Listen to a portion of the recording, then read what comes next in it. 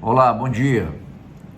Hoje eu quero falar com você sobre ansiedade e falta de esperança.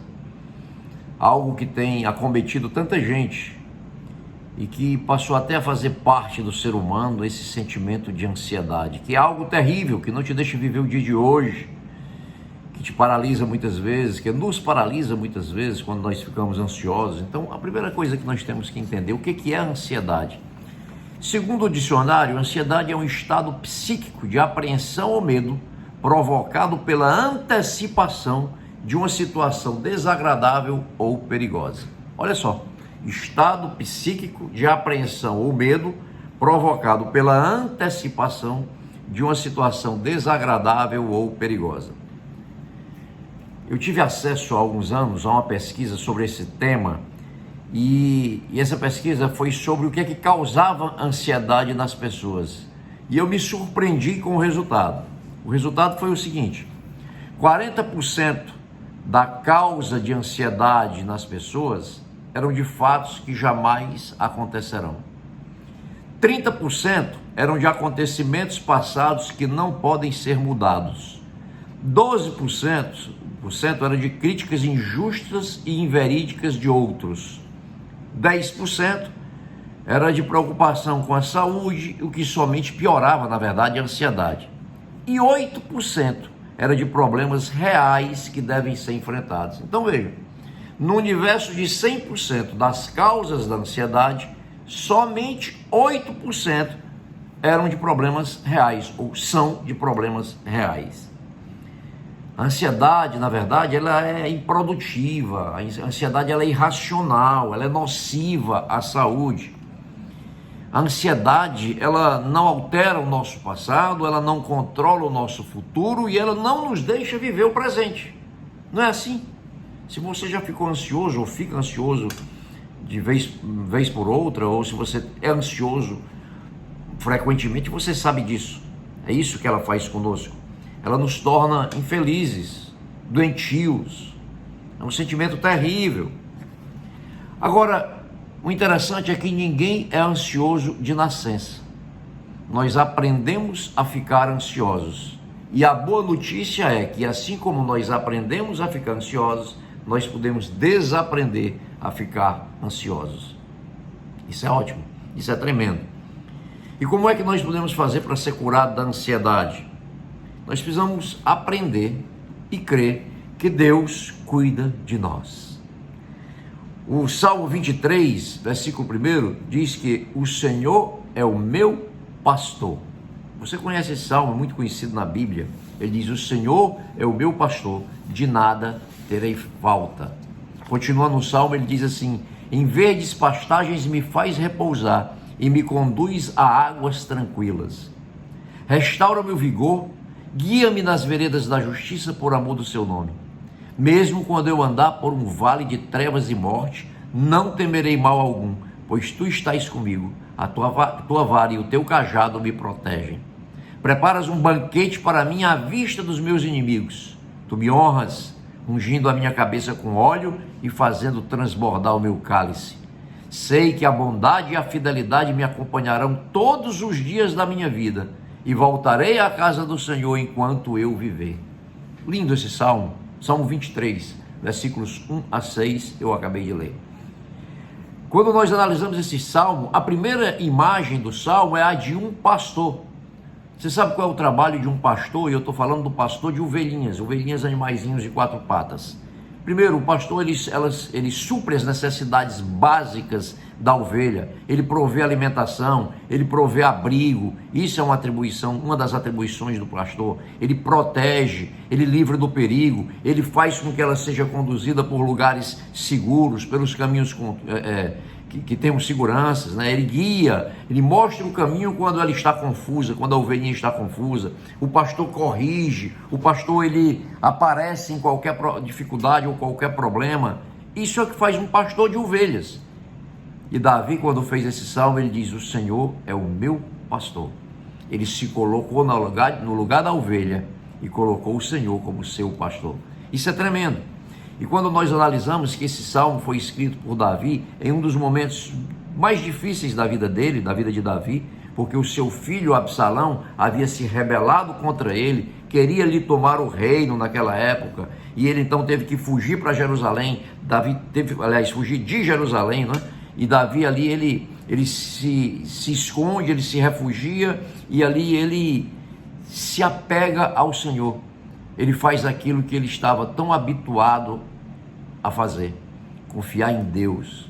E aí ele começa a louvar a Deus, ele começa a relembrar quem é Deus, ele começa a adorar esse Deus, e ele compõe esse salmo belíssimo.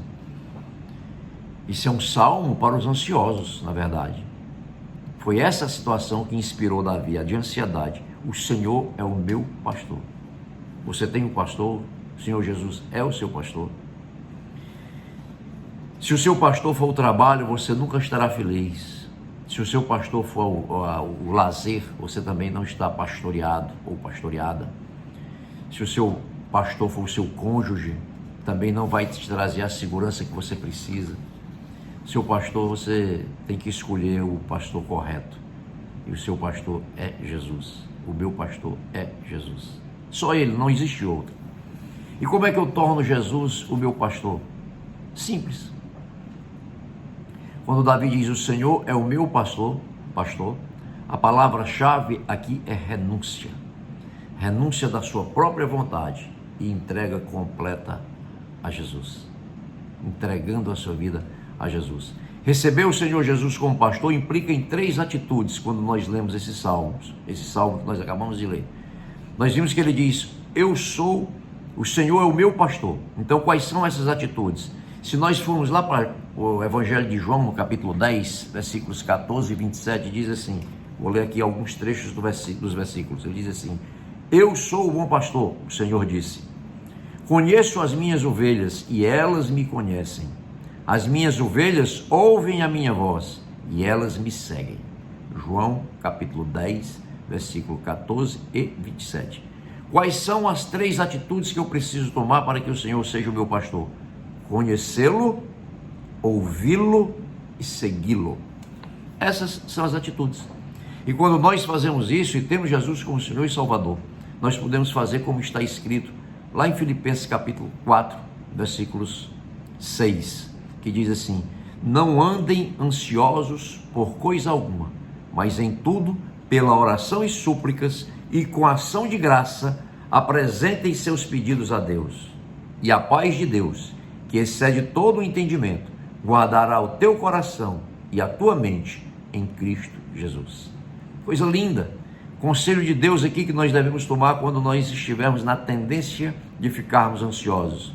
Não andeis ansiosos por coisa alguma, mas através de oração, de súplicas e já agradecendo, apresentem seus pedidos a Deus. Quando você fizer isso, a paz de Deus, que excede todo o entendimento, guardará a tua mente e o teu coração em Cristo Jesus. Em 1 Pedro capítulo 5, versículo 7, ele diz assim, lancem sobre Deus toda a ansiedade, porque Ele tem cuidado de vocês. Lançar é entregar, lançar é soltar verdadeiramente, né? A palavra grega que foi traduzida para lançar, ela significa literalmente soltar, liberar. É isso que a palavra significa nessa passagem tão bonita. Alguém já comparou a ansiedade a um poço profundo que você cai dentro.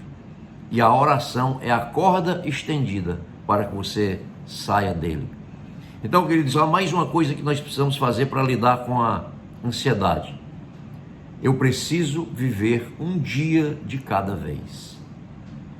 Se nós olharmos o que está escrito em Mateus 6,34, diz assim, não fiquem preocupados com o dia de amanhã, pois o dia de amanhã trará suas próprias preocupações ou dificuldades.